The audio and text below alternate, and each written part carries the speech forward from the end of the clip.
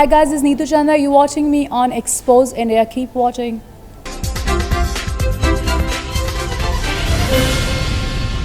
ज़िंदगी में हर एक का सपना होता है कि वो एक ऐसी ऊंचाई पर पहुंचे जहां पर वो खुद तो गर्व महसूस करे, साथ ही उसके माता पिता भी गर्व महसूस करें। लेकिन खुशियां तब कई गुना बढ़ जाती हैं जब पूरा देश गर्व करने लगता है। हमारे साथ इस वक्त की एक ऐसी स्टार बैठी हुई हैं जिन्होंने टॉप किया है देश में। उनका नाम और उनकी पहचान आज वो किसी चीज़ की मोहताज नहीं है। उन्हीं के ज़रिए जानते हैं उनका नाम भी, उन्हीं के ज़रिए जानते हैं उनकी पहचान भी है। लेकिन हम इतना ज़रूर जानते हैं कि उनका चेहरा देखकर आप ज़रूर पहचान लेंगे कि आखिर वो हैं कौन। स्वागत है आपका एक्सपोज इंडिया में। मेरा नाम रक्षा गोपाल है और मैं इस साल की CBSE टॉपर हूँ। तो रक्षा के बारे में आपने सुना खुद रक्षा के मुंह से, क्योंकि मुझे लगता है कि मुझसे ज़्यादा बेहतर होगा वो खुद अपना नाम ले। और पूरा देश आज गर्व कर रहा है रक्षा पर, क्योंकि उसने टॉप किया है। जानते हैं रक्षा से जुड़े कुछ और अहम पहलुओं को जो उसकी ज़िंदगी से जुड़े हुए हैं। किस तरह की उनकी तैयारियां रही हैं, किस तरह की उनकी शेड्यूलिंग रही है, माँ बाप से कैसा सपोर्ट मिला, भविष्य के सपने क्या हैं, और उनके अंदर की एक खूबसूरती जो है कि वो कुछ ऐसा जानती हैं जिससे हर कोई मुग्ध हो जाता है, हर कोई खो जाता है। वो एक ऐसा वाद्य यंत्र बजाना जानती हैं जिसके ज़रिए वो अपनी एक अलग पहचान बनाए हुए। रक्षा, सबसे पहले तो बहुत बहुत बहुत बधाई आपको जो आपने टॉप किया है। लेकिन सवाल, चूँकि आप सवेरे से उन चीज़ों का सामना कर रही होंगी, मेहनत को लेकर है। हम सबसे पहले ये पूछेंगे कि इस मेहनत का श्रेय आप किसको देना चाहेंगे? काफ़ी सारे लोग हैं जिनको मैं श्रेय देना चाहूँगी। तो सबसे पहले मेरे पेरेंट्स हैं, मेरे माता पिता हैं जिन्हें बहुत ज़्यादा मेहनत की थी, बहुत ज़्यादा सपोर्ट किया था इस पूरे टाइम पे। और उसके अलावा मैं अपने स्कूल को एमिटी नोएडा, जहाँ से मैंने अपना 12th पास किया था, उनके टीचर्स को, वहाँ पे चेयरपर्सन जो हैं, प्रिंसिपल, उन सभी को मैं इस चीज़ का श्रेय देना चाहूँगी। क्योंकि इतना कदम दर कदम बढ़कर आप यहाँ पर पहुँची हैं, कभी आपने ये सोचा था, दिमाग में, जहन में कभी आया हो कि मैं ऐसा कर जाऊँगी, एक दिन मैं टॉप कर जाऊँगी? नहीं, ऐसा कभी नहीं सोचा था कि टॉप होगा। मतलब इस लेवल पे तो बिल्कुल भी नहीं सोचा था मैंने। तो ये सिर्फ ये एक्सपेक्ट किया था कि अच्छे मार्क्स आएंगे और कि कॉलेज तक मैं बस ये चाहती थी कि मैं कॉलेज में, किसी अच्छे कॉलेज में घुस जाऊँ, लेकिन टॉप करने का बिल्कुल नहीं सोचा था। क्या सोचा जब आपने देखी मेरिट और उसमें आपके इतने परसेंट आए, तो उस वक्त क्या चल रहा था जहन में? कि ऐसा कभी सोचा था कि ऐसा होगा कि नहीं होगा, और आने के बाद की स्थिति क्या थी? बहुत अनबिलीवेबल था। ऐसे ऐसा लग नहीं रहा था कि मेरे ही मार्क्स हैं, कि मैंने ही टॉप किया है CBSE।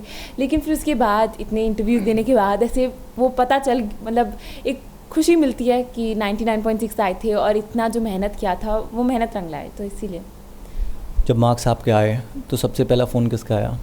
जब मार्क्स आए तो सबसे पहला फ़ोन एक्चुअली मुझे HRD मिनिस्टर का आया था, जो मिस्टर प्रकाश जावड़ेकर, उनका फ़ोन आया था।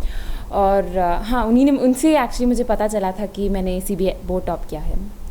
तो कितनी खुशी हुई, और आपके पेरेंट्स का उस वक्त क्या कहना था जब फ़ोन आया? उसके बाद आपका रिएक्शन क्या था, आपके पेरेंट्स का रिएक्शन क्या था, क्या जहन में आया उस वक्त? हम बहुत शॉक थे, क्योंकि हम सब ने ऐसे एक्सपेक्ट नहीं किया था कि ऐसे पता चलेगा कि मैंने CBSE बोर्ड टॉप किया है, या फिर ये भी एक्सपेक्ट नहीं किया था कि 99.6 आएंगे। तो हम सब एकदम शौक में थे, लेकिन बहुत खुशी का मौका था और हम लोग बहुत गर्व महसूस कर रहे थे। अब अगला पड़ाव क्या है? अगला पड़ाव कॉलेज है, उसमें तो मैंने पॉलिटिकल साइंस ऑनर्स करने का सोचा है। तो बस उधर ही कुछ अच्छा अचीव करना है। अच्छा, पेरेंट्स जो होते हैं ना, बहुत दबाव डालते हैं बच्चे पे बचपन से कि तुमको ये बनना है, ये बनना है। ऐसा दबाव कभी पेरेंट्स के ज़रिए आपके ऊपर पड़ा? नहीं, बिल्कुल नहीं। मेरे पेरेंट्स ने कभी ऐसा बोला नहीं कि मुझे या ये भी नहीं बोला कि मुझे बहुत पढ़ना चाहिए। मुझे हमेशा एकदम काम रहने के लिए बोला है। ऐसा नहीं बोला है कि मुझे डॉक्टर बनना है, इंजीनियर बनना है, या फिर साइंस, कॉमर्स, ह्यूमैनिटीज़ कभी चूज़ करने नहीं बोला है। तो सब सारे डिसीजंस मैंने ही ऐसे लिए हैं। उनने हमेशा सपोर्ट ही किया, तो प्रेशर कभी ऐसा फील नहीं हुआ। तो क्या लगता है कि जब चुनाव करते हुए आई विषयों का, आप जितने भी सब्जेक्ट्स आपने चुने हुए हैं, वो आपकी खुद की पसंद है, या पिताश्री ने कहा था कि नहीं आपको यही विषय चुनने हैं? क्या आपने सोचा? अपने विषय खुद चुने हैं या पेरेंट्स का दबाव था? मैंने उनसे एडवाइस ज़रूर ली थी कि मैं कौन सा सेलेक्ट करूं, क्योंकि कुछ स्ट्रीम्स में से कुछ सब्जेक्ट्स तो सेम ही होते हैं, लेकिन जो जिसमें ऑप्शन थे तो मैंने एडवाइस ज़रूर ली थी। लेकिन जो मेन डिसीजन था वो आखिरी डिसीजन तो मेरा ही था कि मुझे कौन सा लेना है। तो इसलिए जबकि मेरे पेरेंट्स चाहते थे कि मैं मैथ्स लूँ, उनका एक चाह था कि मैं मैथ्स लूँ, लेकिन मुझे मैथ्स बिल्कुल नहीं करना था। तो और वो लोग काफ़ी सपोर्टिव थे इस चीज़ की, तो इसलिए मैंने उसकी जगह कुछ और ले लिया। अच्छा, आपके टॉप करने के बाद पापा और मम्मी ने क्या बोला आपको कि मैथ्स ले लेते तब अच्छा था या अब अच्छा है? नहीं, ऐसा कुछ नहीं था, क्योंकि अगर मैथ्स भी आ जाते तो फिर मे बी टॉप नहीं तो एटलीस्ट अच्छे मार्क्स तो आ ही जाते मुझे।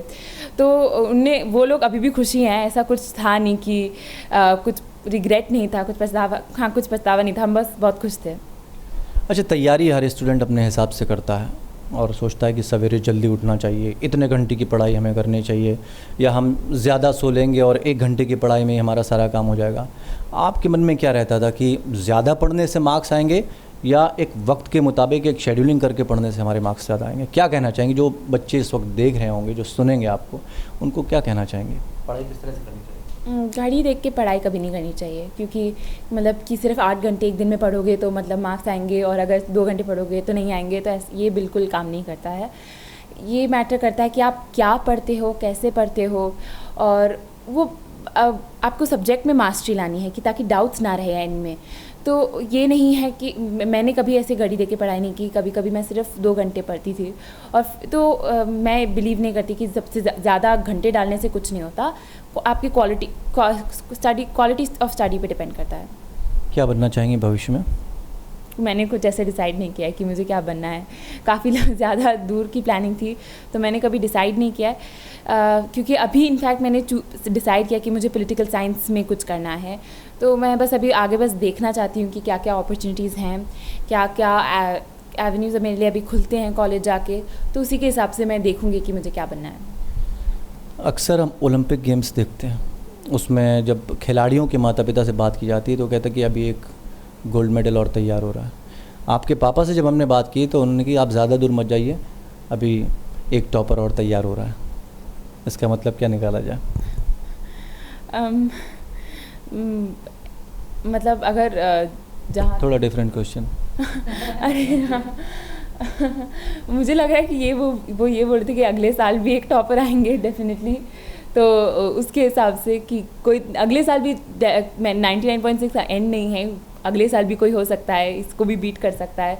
तो मुझे लगता है कि ये मतलब था। लेकिन मैं अगर मैं अपने तरीके से ये बोलूँ तो मैं भी ऐसा कुछ वापस अचीव करना चाहूँगी।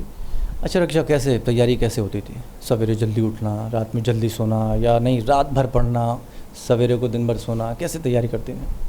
मैं सुबह ही उठ के पढ़ती थी। रात को मुझसे पढ़ा नहीं जाता है बिल्कुल भी। तो मैं 5 बजे उठ के 6 बजे उठ के सुबह से पढ़ना शुरू करती थी। ये तब है जब स्कूल नहीं होता था, और कंटिन्यूसली नहीं, लेकिन ब्रेक्स लेके हर 2 घंटे में ब्रेक्स लेके मैं पढ़ती थी। और कभी जो बोर्ड्स के टाइम पे तो आराम से 8 घंटे पढ़ाई हो ही जाती थी, रिविज़न सब करते हुए। और रात को जल्दी 9 बजे तक मैं सो जाती थी, 9:30 तक। हाँ रक्षा, एक सवाल ज़रूर पूछना चाहेंगे। आज जो पेरेंट्स हैं वो अपने बच्चों को बाहर भेजने से डरते हैं, क्योंकि वक्त बहुत बदल चुका है। बहुत सारे ऐसे केसेज सामने आए हैं जिसको लेकर पेरेंट्स डर गए हैं कि अपने बच्चों को बाहर भेजें या ना भेजें। बहुत सारी ऐसी घटनाएं सामने आई हैं, उनको लेकर क्या कहना चाहेंगी और क्या संदेश उन लड़कियों को देना चाहेंगी जो पढ़ने कॉलेज जाती हैं? हाँ, मतलब काफ़ी सारे केसेस हमारे सामने हमें दिखते हैं कि आजकल काफ़ी सारी घटनाएं हो रहे हैं। बट मुझे नहीं लगता कि इन्हें एक नेगेटिव वे में लेना चाहिए। ये बस एक इंडिकेशन है कि हमें और ज़्यादा अटेंटिव, थोड़ा सतर्क होने की बहुत ज़रूरत है। और लड़कियों को इनफैक्ट बहुत ज़्यादा सतर्क होने की ज़रूरत है। उन्हें ये नहीं, मतलब बस क्योंकि ऐसे घटनाएं हुई हैं इसका मतलब ये नहीं कि हम सब कुछ रोक दें। बस हमें थोड़ा कॉन्फिडेंटली और थोड़ा सोच समझ के अब अपनी नेक्स्ट एक्शंस लेने चाहिए। तो मैं ये बिल्कुल कोई नेगेटिव वे में नहीं लेना चाहिए। अच्छा, मार्क्स से पहले और मार्क्स के बाद ये 2 टाइमिंग्स थी, ये जो पल बदला आपके लिए, दोनों में कैसी फीलिंग थी आपको? मार्क्स से पहले बहुत ज़्यादा टेंशन थी रिजल्ट्स आने से पहले पूरा, क्योंकि 1 महीना था मेरे पास। लेकिन उस महीने में हर दिन मुझे काफ़ी घबराहट होती थी कि मार्क्स कैसे आएंगे। और अब थोड़ा फाइनली अब कुछ ऐसे डर नहीं लग रहा है मार्क्स के लिए, अब बहुत खुशी हो रही है कि इतना हम जो 12th में इतनी मेहनत की थी अब वो एकदम सफलता प्राप्त हुई है। तो बस इसीलिए कुछ ऐसा इतना कोई बहुत ज़्यादा कुछ चेंज नहीं आया है, बस ऐसे मेंटली बहुत से शांत फील हो रहा है। हाँ, पहले तो ये लगता होगा कि मार्क्स आने वाले हैं इसलिए नींद नहीं आ रही होगी, अब मार्क्स आ गए तो नींद आ रही है? अभी तक तो नहीं, अभी पिछले 4 दिनों से तो बिल्कुल नहीं आई है, क्योंकि वो इतना एक्साइटमेंट रहा है मार्क्स के लिए। तो पहले मुझे मार्क्स के डर से नहीं नींद आती थी, अब मार्क्स इतने अच्छा आए हैं तो उससे भी मैं सो नहीं पा रही हूँ। तो हाँ, तो बस ऐसे ही। बहुत बहुत शुक्रिया रक्षा हमसे बात करने के लिए। Thank you so much. तो रक्षा से आपने रक्षा के ज़ुबानी सुना कि किस तरह से उन्होंने अपने समय की रक्षा की और अपने उद्देश्य की। अभी उनका कहना है कि आगे बहुत सारे मुकाम उन्हें तय करने हैं, ज़िंदगी यहीं नहीं रुकती, अभी बहुत सारी ऐसी बातें हैं जो सामने आएंगी रक्षा को लेकर और शायद आने वाले वक्त में फिर से वो टॉप करती हुई नज़र आए। कैमरामैन कुणाल के साथ रविंद्र सिंह, एक्सपोज इंडिया। आगे बढ़ाने का संकल्प है हमारा, क्योंकि आपकी उम्मीद पर टिका है परिवार हमारा। अमर भारती एक उम्मीद, जज्बा बुलंद हौसलों का, जज्बा भारत के निर्माण का।